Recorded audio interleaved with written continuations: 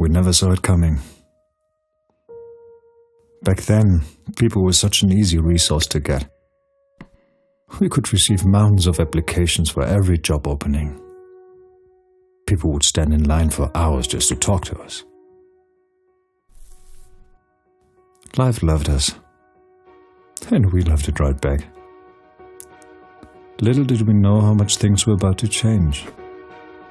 It came suddenly. They called it the war for talent. We thought it would just affect the big cities, but little by little, we could feel it creeping up on us, and soon my application box was empty. There was nobody waiting in line anymore, and it seemed like human resources was dying.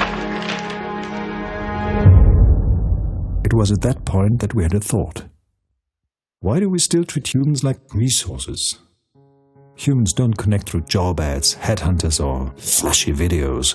Humans connect through personal relationships. So we stopped thinking in human resources and started thinking in human connections. And there was one little tool that saved us.